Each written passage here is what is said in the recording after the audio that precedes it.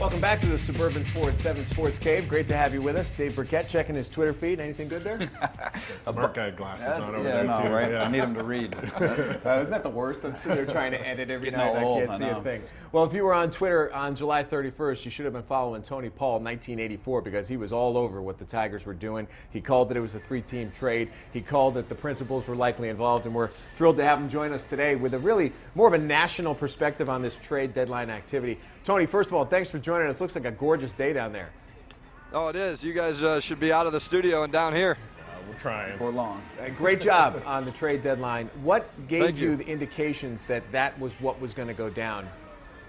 Well, a couple things. I had been talking to a bunch of people earlier in the week, some people in the organization, and they had kind of tipped me off that the Tigers were interested in David Price, which kind of surprised me at first. I heard it earlier in the week.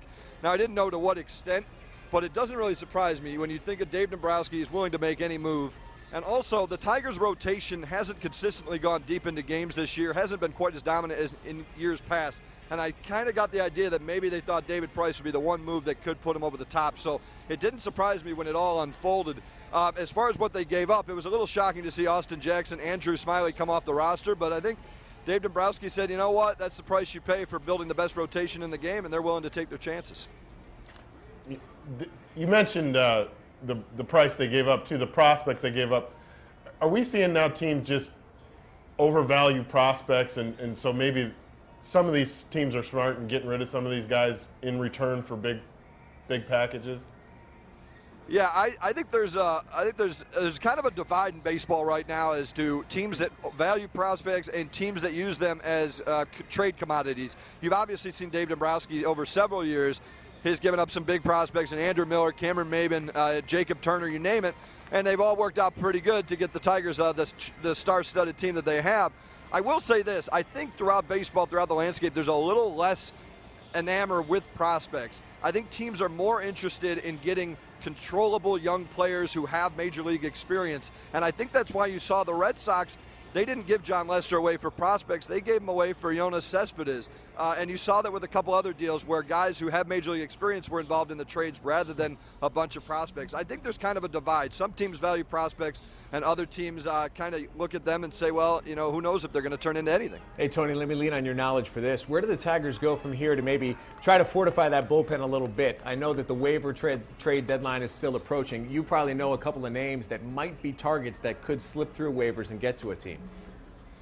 Yeah, I think they're still looking. The problem you have with the waiver deadline this year, and obviously in the past, the Tigers have picked up some waiver pickups after the July 31st deadline. You remember Aubrey Huff, Delman Young. They've picked up a few others over the years.